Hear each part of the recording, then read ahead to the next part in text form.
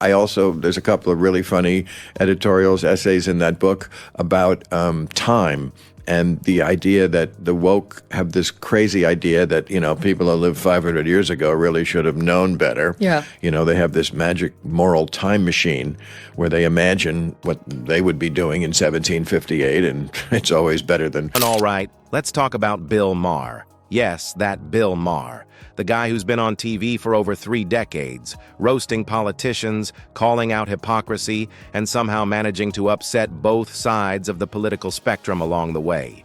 Recently, Maher sat down with Megyn Kelly, and what started as a polite chat about his new book quickly turned into a full-on showdown about woke culture. And let me tell you, this wasn't just some friendly back and forth over coffee. It was explosive. Sharp exchanges, uncomfortable truths, and Maher saying what plenty of people on the left are thinking but are too afraid to say out loud. Maher's main point, and this is where he really lands the punch, is that the so-called woke movement isn't an extension of liberalism. In his view, it's a complete distortion of it. It's gone so far left that it started to loop back on itself, eating its own tail. Think about that for a moment. Liberalism used to be about tolerance, free speech, and compassion. But Maher argues that wokeness has replaced those values with outrage, censorship, and self-righteousness. The woke crowd doesn't want discussion. They want domination. He even jokes that woke culture runs on what he calls a magic moral time machine. It's that strange belief that people who lived centuries ago should have known everything. We know now. Like your 17th century ancestor was supposed to have modern ethics, Wi-Fi, and access to online sensitivity training. Maher laughs at that kind of arrogance. The idea that today's activists like to imagine they'd have been the heroes of history. As he puts it, these people love to imagine themselves as the ones who wouldn't have owned slaves or would have marched with Dr. King, when in reality, most of them can't even put down their phones long enough to march for anything. Then there's the issue of language policing. According to Maher, the obsession with renaming everything has gone completely off the rails. You can't say master bedroom, a blacklist, or even rule of thumb anymore without someone clutching their pearls. There's even talk about banning the word picnic. Why? Nobody remembers, but apparently it's offensive now. So, Maher jokes, what are we supposed to call it then? An outdoor meal on a blanket where we hope not to offend anyone while not using the term master bedroom? It wouldn't have been using the term master bedroom. No. That's another thing, yes. Right? And again, that's another point I'm always trying to make, is that the difference between old school liberals like me and the woke is things like that. People, I think, have this idea that wokeness is an extension of liberalism, and it very often is something that goes so far, it actually turns around and becomes the opposite. Yes. It's absurd, but also the perfect example of what Maher is talking about. He says wokeness isn't about fixing society anymore. It's about catching people doing something wrong. It's not activism. It's a moral scavenger hunt. The goal isn't progress, it's purity. And if you're not pure enough, congratulations, you're canceled. But here's where Maher really earns respect. He's not afraid to call out his own side. He admits that he's lost part of his audience because of it.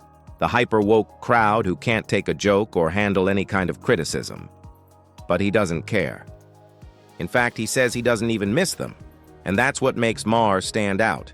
Love him or hate him, the man's got guts.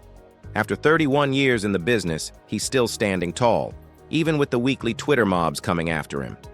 He jokes that if he wakes up one morning and hasn't been canceled yet, it's a good day, and he's right about something big. Nobody ever gets canceled for being too woke. That's part of the problem. You can say something completely ridiculous, like, men can get pregnant, and people will nod along just to avoid being the next target. The problem with wokeness is nobody ever gets canceled for being too woke. That's how you wind up with men can get pregnant. Yeah. Because you can say the most ridiculous thing, and because no one wants to be the one who's called out on Twitter, they'll be like, "Oh, sure, men pregnant." Sure, I've always sure. said that. I saw a dude who was glowing today. It's just so ridiculous what you can get away with saying, and just the intimidation factor, and certainly on the right that happens too. Maher calls this fear-driven conformity, and he says it's spreading like wildfire. People are scared to speak obvious truths because they don't want to be labeled bigots. And that silence, he warns, is what's really dangerous. Because when no one pushes back, when everyone just goes along to stay safe, the loudest and most extreme voices end up controlling the conversation. And that's exactly what's happening now. When Megyn Kelly asked Maher if he ever worries about backlash from his own side, he didn't even pause.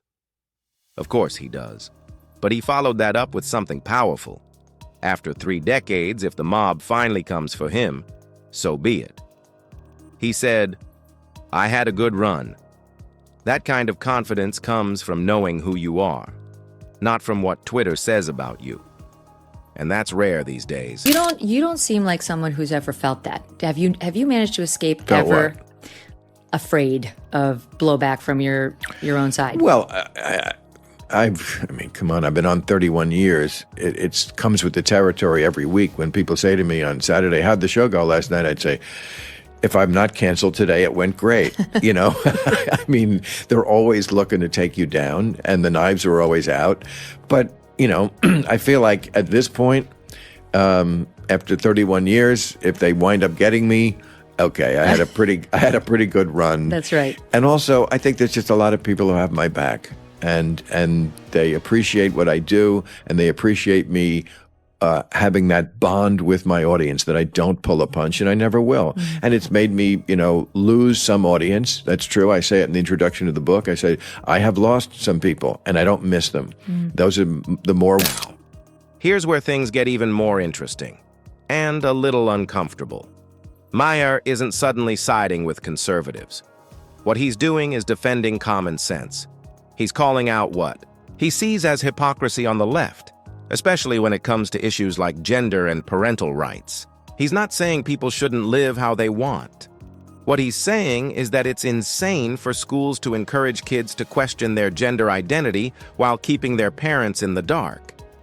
He compares that to psychological manipulation. Imagine your child being asked over and over again, "Are you sure you're not really a girl?" Eventually, that doubt starts to take root. Maher sees that as emotional pressure disguised as compassion, and he's not wrong to be alarmed. Left, yes, went off the deep end also, in their own way. And so what I always tell people who are Democrats and liberals is, you don't have to lecture me about Donald Trump. I'm the one who was sounding the alarm bells before anybody. But I also get why people vote for him. I absolutely do. Because the stuff that, for example, you just said is in the swimming pool, and the stuff that is threatening to people that comes from the left is so much more in their everyday life. It's not vague. Like, to most people, what's Trump and democracy? It's a vague thought. And Ukraine, that's very far away. Was it impeachable? Who knows? But I know about my kid coming home from school and saying, well, they're telling me I can't tell you. He's saying what millions of parents are quietly thinking, that when ideology starts replacing biology and reason, something's gone seriously wrong. And let's be honest, he's right. We've reached a point where simply disagreeing with someone's pronouns can cost you your job. Where questioning a policy automatically gets you labeled phobic. That's not progress. That's tyranny with a smiley face. As we discussed on your show when I was a guest, suggesting to your perfectly normal son that he might be a girl. At my all-boys school, they kept asking them over and over, raise your hand. Well, where are you on the scale of girl to boy, 0 through 5? I did an editorial only like 3 weeks ago, and I used the word entrapment. I mean, it was about comparing what goes on in the schools with entrapment. I don't think anybody had ever put it that way. But entrapment in the law, I'm sure you know this better than I do, means suggesting someone into a crime. Yep. something they wouldn't have thought of to do anyway. I mean, I used the example of after 9/11, there were a number of cases where law enforcement basically entrapped people who were not really going to be terrorists. The one case I mentioned was the Liberty Seven guys in Liberty City, Miami, a poor section of Miami. But Maher doesn't stop there. He pushes the conversation even further. He starts calling out what he describes as the woke left's bizarre alliances. He points out the irony of activists in the West, especially those who call themselves social justice warriors, marching in support of regimes that would literally execute them for their beliefs. The same people who shout about women's rights and LGBTQ equality somehow end up defending cultures that punish women for showing their hair or imprison people for being gay. Maher's reaction? Pure disbelief. He calls it marching for the terrorists. Harsh words, sure, but he's got a point. It's one of the biggest hypocrisies of our time. He asks a simple question. How can liberals, people who claim to believe in freedom and equality, stand in solidarity with groups that reject everything liberalism stands for? It's madness, and yet we keep seeing it happen. Maher says it's driven by selective outrage and ideological blindness, people choosing sides not based on values, but on who fits their narrative. The people who say to me, you make fun of the left more than you used to. Yes, I do. First of all, I'm a comedian, and you're a lot funnier than you used to be. Not intentionally, but you are. Not just pregnant men and identity politics and oversensitivity and victim culture and cancel culture. There's lots of funny stuff. But if I ever needed a reason or a rationale for making the case that the left has changed, it would be this. The fact that they're now marching for the terrorists, really? Right. The people who see themselves as the most liberal people in the world, the social justice warriors, are standing with some of the most illiberal people in the world. Another point Maher brings up is about race, and this one stings a bit. He says the left now sees race in absolutely everything. It's like they've developed tunnel vision when it comes to race. Yes, racism exists. Yes, it should be confronted. But Maher argues that when you start believing no person of color can ever be wrong and every white person is automatically guilty, you've lost touch with reality. He points out that we've gone from being rightly impatient with racism to acting as if it's the only moral issue that matters. And that kind of thinking blinds people to real suffering happening elsewhere, like the human rights abuses in China, simply because it doesn't fit the political narrative. To Maher, that's not progressivism. That's tribalism pretending to be morality. This is one of the big problems with the left today, is they see race in everything. So, nothing ever, and again, as the guy who is trying to be the common sense person in the middle, just speak for the normies, everything, I think, to a lot of people strikes it the way it strikes me, as we start with one thing, this idea over here, and then we're all the way on the other side over here. In this issue, of course, as we were saying over there are people who are bigoted, and that's wrong. And of course, it's great that we got more impatient with racism in this country. That is the appropriate response I think we should have toward racism, being impatient with it.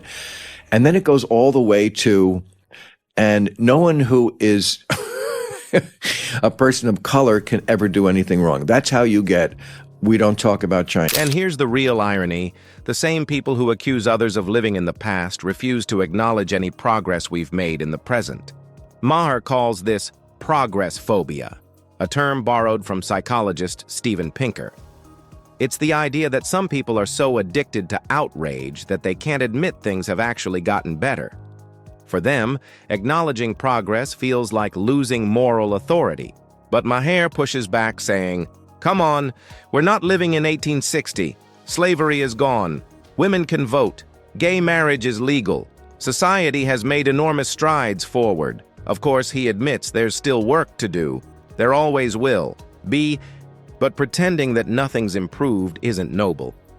It's delusional, and that, he says, is really the heart of his message." thing that you just mentioned about master bedroom or, blacklist or these terms. Rule of thumb. JIP, reservation, I guess we're not supposed to say because insulting to the Indians. What are you supposed to say when you go to a restaurant? There's something wrong with picnic, too. We're not allowed to say picnic anymore. I can't remember why. We have we're supposed to eat here? Right. It's just, so again, wokeness seems a lot about canceling people, catching people at something, renaming stuff. Liberalism was at least about trying to fix things. It was about trying to lift people up, the people who had been forgotten, genuinely, and there are many of them, and downtrodden. These are the people we wanted to lift up.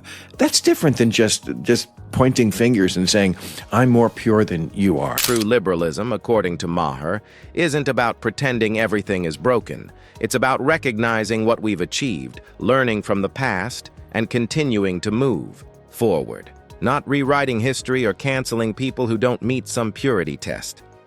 He's not turning conservative. He's not defending extremists. He's defending reason. And in today's climate, that alone makes him something of a rebel. It's actually refreshing to see someone on the left say it plainly. Wokeness isn't liberalism. It's something entirely different. A belief system without forgiveness, obsessed with words over logic and purity over progress. Maher isn't afraid to lose fans over it because for him, honesty is worth more than applause. That's what separates him from most people in Hollywood or the media. He's not just saying his truth, he's saying the truth. And people are paying attention because, deep down, they know he's right. I don't want to get into a who hates racism the most contest with someone on the woke left. It's like, you know what? I hate it too.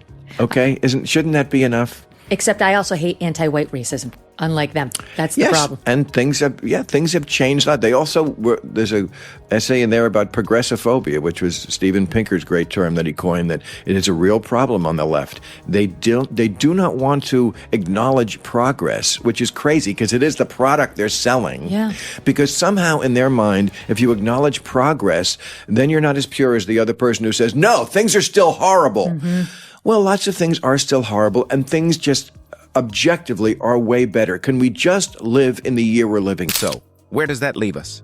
If Maher's right, and let's be honest, he makes a strong case, then maybe the first step is simple. Stop being afraid to speak up. Stop letting the loudest voices decide what can and can't be said. Stop walking on eggshells just to avoid offending people who are offended by everything. Because in the end, silence only feeds the outrage machine. And as Bill Maher keeps proving, sometimes the bravest thing you can do is laugh, be honest, and refuse to play along with the nonsense. So what do you think? Is Maher right that the woke movement has lost its way? Or is he just another old-school liberal who's out of touch? Share your thoughts in the comments below. And if you enjoyed this breakdown, don't forget to hit that like button, subscribe, and turn on notifications so you don't miss the next one. Because if Bill Maher keeps dropping truth bombs like this, we're going to have a lot more to talk about.